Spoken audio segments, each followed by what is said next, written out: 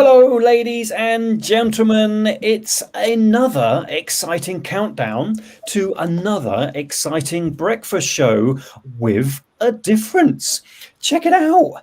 Chatbox Productions, the home of conversation, is born, and it's looking beautiful. I know everybody loves what their newborns look like, but this, David, particularly pretty, I might say.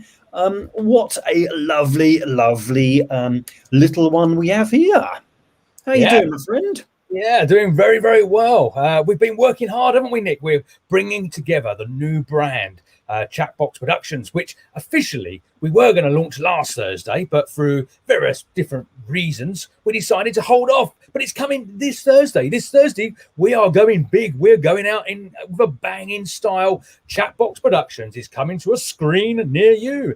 Whether you're going to watch us on YouTube, Twitter, Facebook, or maybe even LinkedIn Live. We're going to be here for you to watch us and find out more about why we have gone to a new name, a new look, and a new feel as well. It's going to be great, great fun.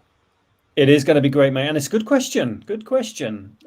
Answers will be forthcoming. Why have we transitioned into the very awesome Chatbox Productions? In fact, lots of things to talk about on Thursday, as always. And as always, some special guests. Who's on the show this week, mate? Yes, we've got a couple of guests lined up, and we're going to be joined by more because it's going to be our kind of a launch party for Chatbox. We want more people, so we will be having a number of guests join us. But the guests that are signed and sealed and ready for this week is David Bancroft from Tech23, a recruitment agency with a slight niche and a slight difference that they work typically in the IT and tech world, looking at recruitments. David has over 20 years experience in the recruitment world and more so in that very niche market. So some great conversations going to be happening there about how he built up his business, how it's transitioned, and how it's moved forwards in leaps and bounds. Following on from that, we got Zach Fortag. This is going to be third time lucky for Zach. Unfortunately, in the past, we've tried to get him on the show, and things have got in the way, to say the least. And we won't go into too much detail. Maybe we'll ask him actually on the show what actually happened and share with us some of the stories, which made it a bit challenging for him to be here virtually at this stage. So we're going to hear him from Zach from ahead of time and find out about his journey as well. As a young chap who started off his business at a very young age. So we're going to find out more about his journey and how he started off his business whilst at school and now is growing extremely fast and having lots of new avenues. And he's got a kind of a charity arm set up as well, putting back and helping others on their journeys. It's going to be a great, great show. So much to learn, mate. I think I'm inspired, right? These people setting up these awesome businesses while they're at school. I knew absolutely nothing about the world when I was at school. Just so naive about most things. So I'm flabbergasted and in awe of those people that start a business so young and then grow and thrive. It's going to be great. It's going to be great, and no doubt. Right, our viewers, they love it when they kind of interact and they put information on the screen. They join the conversations. It's a home of conversations. The more, the merrier. We could even get some of our audience on the screen. I know we threatened it in the past, but it's the technology will allow us to have other faces joining the conversation. So that could be fun. That could be happening this Thursday. And this Thursday, mate, we will know the result of a little game of football. Did you see the game on Sunday? I did, yeah. It was a great game. We sat back. We had pizza Saturday on the sofa watching the game. It was, really, really cool. And what a great win. I'm not a big football fan, of course, when it comes to supporting your nation, getting behind them. It was great to watch, and it was lovely to see a fantastic win, which means, yes, we're off to Wembley on Wednesday playing. We're off to Wembley, me and you. Yes. Oh, yes, maybe we can black some tickets, Nick. If anyone out there's got tickets, we're interested in what those tickets. Send tickets. It'd be great to get those tickets, and we'll come along, and we could do a live show from Wembley in the stadium. Yeah, like anybody's watching us on Wednesday. Yeah, Very well, excited, mate. I'm very excited about Wednesday. I shouldn't be, I've been here before. Kind of the team have turned up and they're growing into the competition, and my expectations now are high. I'm expecting a win, which is a difficult position to be. Hi, Andrew. I bet Andrew's expecting a win as well. I don't want to mention it too much, but I'm excited. I'm excited. So Andrew's watching. So we were live at Wembley, Nick, doing a live show. I reckon we'll get a few people joining us and watching us. We do some great running commentary and kind of predict the scoreline. What is going to be the scoreline? If you're watching this, what do you think the England-Denmark score will be? Will it go to full time and England win? Will Denmark pick us at the post? Will it go into extra time, penalties? Where will we be? The reason I ask, because all tips are well accepted, because I'm going to put a bet on. I did a bet at the weekend. I won 40 quid. I was chuffed. I'm not a gambler, but £40 in the back pocket. Can't argue at that, can you? 40 quid. Hold on a minute. You're not a football fan. You're not a gambler. You sound you're like doing all right, mate.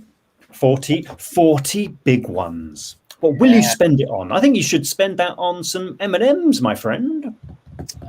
Yes. Now the M&Ms they've been ordered. Unfortunately, I can't go out shopping because I'm in isolation until Sunday, which is quite good because if we do get into the finals, I'm allowed to go out for it, which means I can, spend that with friends and family and we'll watch the game together. Got to get there first. But anyway, cut long story short. So I can't go out shopping to get me M&Ms. If you watched the show last week, 5 M&Ms is the world record stacked on top of each other. And I said, I'm going to give it a whirl. I'm going to go for 6 M&Ms stacked on top of each other and see if I can pip and win the Guinness World Record. That'd be great. I just see it, mate. I just see it, right? You getting excited, right? You've got to 5. I've got to video it. Grabbing your camera, knocking all your M&Ms over. It's when my daughter comes running into the room and knocks the table, and I've got the big one just on there. That's when it's all going to go. She comes in and says, "Oh, I love M&Ms," and grabs the bottom one. Yes. Yeah. Brilliant, mate. Well, I'm very excited about your world record come Thursday.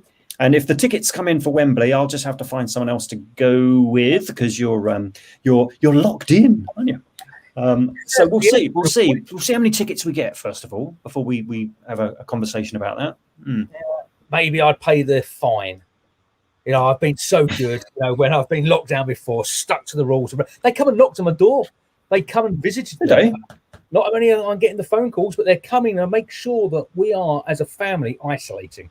Oh, really? So, yes, they are hot on the tails of anyone that's going to break the rules. Be warned.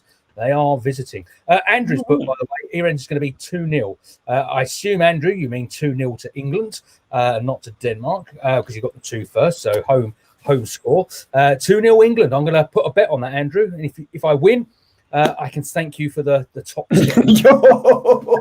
I thought for a second, I'll cut you in, but no, I'll thank you. You get a thumbs up from David. Brilliant. Brilliant. So anyway, we've got a great show coming up. If you've not joined Nick and I on the breakfast show before, the business breakfast show, come along. Join us for the hour, 8 till 9 o'clock this Thursday. And every Thursday as well. We've been live on air for many, many months now, and we've had some fantastic guests on, and we're going to have many more great guests on. Of course, if you want to be on the show, let us know. Put it in the chat below. Reach out to us. It'd be great to have you watching, listening, maybe participating. And as Nick said, we might try something a little bit fancy this week. If someone's watching us and puts in the chat, I'd love to come on the show. We'll bring you live into the show, bring you into the broadcast studio. Maybe you can do a shout out about who you are, what you do.